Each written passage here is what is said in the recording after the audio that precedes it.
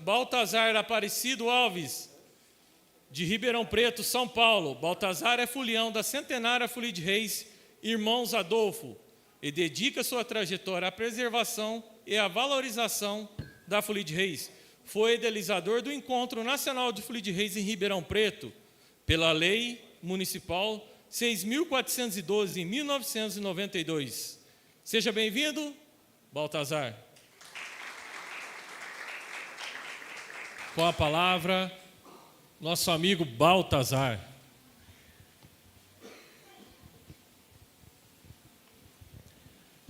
Bom, boa noite a todos vocês.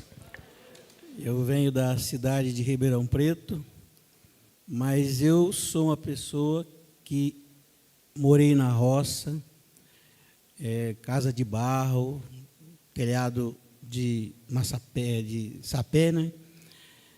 Mas na minha família sempre foi muito tradicional na fé, na devoção. Meu avô Jerônimo, que foi nascido em 1910, aliás, esse foi o ano onde essa companhia que eu estou representando foi criada, portanto, há 116 anos, lá na região de Garapava, na Fazenda dos Coxos. E a minha história com relação ao Folia de Reis, ela começa na minha infância, quando o meu avô me presenteou com um cavaquinho artesanal, e eu tinha 5 anos de idade, então, 1962, isso aí. E aquele cavaquinho foi a porta de entrada para eu me tornar um folião de reis. Eu, quando falo desse cavaquinho, eu tenho saudades de ter deixado que ele se fosse. Na mudança, quando viemos da roça para Ribeirão Preto, eu já não lembro mais para onde ele foi. Mas eu tenho muita saudade, porque eu olhava, eu via aqui o Cassiano olhando para o filho dele e chorando, e eu lembro de quando eu estava com o cavaquinho na companhia, eu já me sentia um folião. E meu pai olhando para mim e chorando, vendo... danou-se. Eu me emociono quando eu falo dessa história. E depois, vendo a Eduarda tocando acordeão aqui, o pai dela está ali, o Ivan, que estava chorando ali, chorei junto com ele lá, me fez lembrar também dessa minha infância, eu participando da Companhia de Reis. Eu, vendo o pessoal todo falar aqui, eu imaginava que eu sabia muita coisa sobre o Folia de Reis, mas eu percebi que eu tenho muito a aprender, porque eu tenho conhecimento básico, que veio do meu pai, que era mestre de Folia de Reis. E meu pai teve uma oportunidade, quando ele tinha 14 anos, ele contava isso com muito orgulho, né? Do embaixador da época, Totonho Horácio, disse estava rouco, e falou, vamos parar a companhia, porque eu estou rouco e não tem quem me substitua. E aí vem a tal de prestar atenção, que você citou aí, né? Meu pai falou, você quer que eu cante para você? Agradece, Adolfo, você é muito jovem, Adolfo. Não, mas eu quero agradecer a esmola, posso? Pegou a viola, não sabia tocar, mas pegou a viola, foi como embaixador, e ali começou a trajetória do meu pai. Meu pai casou com minha mãe aos 21 anos. Deixa eu contar primeiro como ele conquistou minha mãe. Eram 7 irmãs, minha mãe tinha, e 3 homens. Quando chegou na casa do meu avô, Luiz Bastião, meu pai viu que a Maria de Lourdes, que era minha mãe, estava no cantinho, e naquela época todos os filhos pegavam a bandeira, cada um pegava, dava a sua oferta. Então meu pai pegou a viola do Totonho Horácio e falou, eu quero cantar para aquela moça, que se tornou a esposa dele. E aí, naquele momento, ele fez um versinho para ela Lá foi na base do improviso. Viva o cravo, viva a rosa, viva a flor da laranjeira, viva a oferta que veio agora das mãos da moça solteira. Ele contava que ela estava com a cabeça baixa, levantou os olhos e olhou para ele. Essa Maria de Lourdes, que acabou casando com o seu Adolfo, que é meu pai, sentado na rabeira do fogão, lia trechos bíblicos para ele, para que ele pudesse gravar o que ela falava, formar o verso, ela escrevia e voltava a ler para ele, porque ele não teve leitura, ele era analfabeto. E meu pai foi um analfabeto que conquistou, em todo lugar que ele passou, ele ficou famoso cantando Folias de Reis. E, da mesma forma que ele teve essa oportunidade aos 14 anos, ele deu oportunidade a tantos outros jovens participarem. Ele não tinha medo, de repente, aliás, já colocou a gente em muitas frias. Eu sou cantador. Tá, pega a viola, canta aqui. E às vezes a pessoa não sabia cantar tão bem assim. Então, estava lá na frente ruim, nós tínhamos que ficar corrigindo lá atrás o que estava errado lá na frente. Mas era a maneira dele ser, dando oportunidade. E nessa oportunidade, eu cresci cantando. Eu não sou mestre de Folias de Reis, não porque eu não queira, porque eu tenho todo o conhecimento para ser um mestre. Porque eu gosto de cantar lá atrás, gosto da voz alta, levantar a voz, tal, cantar na tala, é a minha posição da Companhia de Reis. Mas eu aprendi com ele esse mesmo dom de dar oportunidades. Ele faleceu, eu tenho uma filha que, aliás, está no hospital, porque ela ganhou neném, eu me tornei vovô, minha esposa está ali, a Sandra, também vovó, e a Suzy, que é minha filha, teve a mesma oportunidade, e ela chega nos lugares, que hoje o nosso mestre é o Reginaldo, que é o padrinho de batismo dela. Ele está com alguma dificuldade, ele tem um problema muito ruim, sério na garganta, ele está lá, ela chega pertinho, padrinho, posso cantar para o senhor? E ele aprendeu com meu pai, ele dá a oportunidade para que a Suzy também cante. Na nossa companhia, tivemos vários jovens que hoje já estão com seus 40 anos aí. Mas nós temos 5 agora jovens que participam da nossa companhia.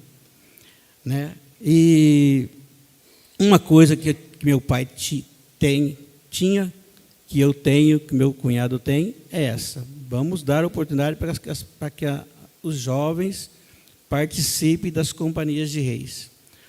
O Osley tirou um pedaço da minha conversa aqui, puxar de orelha nele, porque ele falou sobre os mestres que não dão oportunidade aos jovens. Mas eu acho que deveria dar, porque os mestres antigos imaginam que eles não vão morrer. E levar com eles o que eles sabem não é o correto. Lá na Bíblia diz, obras sem... Como é que é? Opa, me ajuda aí, gente. Sem que você mostre suas obras, não tem sentido nenhum. Eu esqueci o verso, desculpem aqui, mas eu esqueci a citação bíblica. Mas eu acho que, já respondendo a sua pergunta, William, que é aquela do que devemos deixar para as novas gerações. Eu acho que é isso, você deve dar oportunidades, você não pode perder oportunidades. Outra forma que temos é a sua, registro, divulgação, né? Porque, como você falou, a internet hoje é muito valiosa, certo? Mas eu vejo, com esse crescimento todo de divulgação, eu vejo um empobrecimento, isso é opinião minha, eu vou ao contrário de que muita gente pode pensar, empobrecimento no sentido da qualidade das companhias. Porque tem muitas companhias, mas o cara hoje em dia, você me parece ser um cara bem estudado, que entende muito do que falou aí, da sua forma de falar, na Bíblia, é uma coisa que eu respeito muito, eu acho que você está no caminho correto. Porque o Du também aqui falou, né, da forma... que ele explicou, mas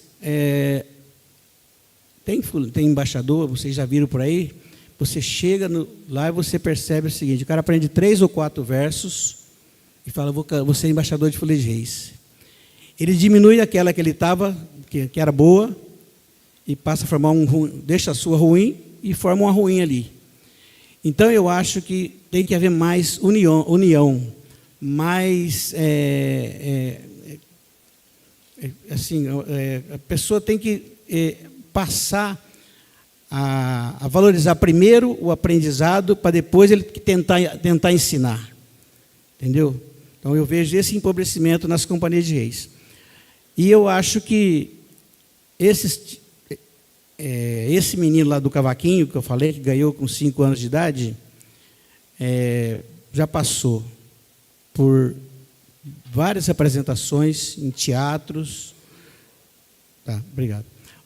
Em teatros, passou por programa que você foi, na Inesita Barroso, estivemos lá na Inesita Barroso, 3 vezes no Caminhos da Roça, da TV Globo, fizemos aberturas de show de Gilberto Gimar, Lourenço Lorival, Trio Parada Dura, Cacique Pajé, Rick Renner e tantos outros que convidaram a gente para fazer, Liu e Léo, fazer abertura de shows deles. E o último foi na feira,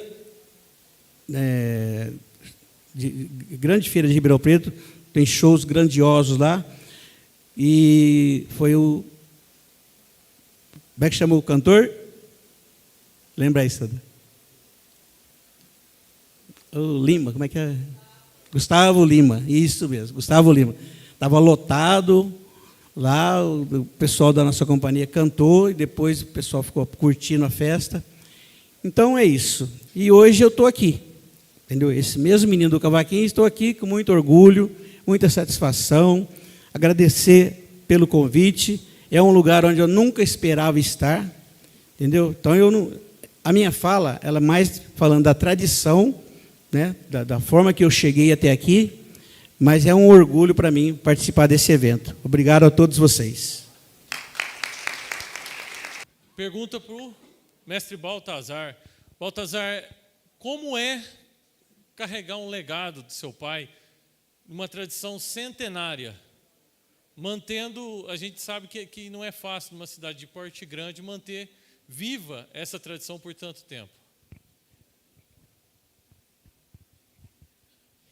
Bom, eu vejo como uma grande responsabilidade. É lógico que eu não estou sozinho nessa caminhada. Existe lá, além de mim, a Fátima, que é minha irmã, minha esposa Sandra, minha filha Suzy, meu cunhado Reginaldo. Essas pessoas estão envolvidas para levar adiante essa tradição.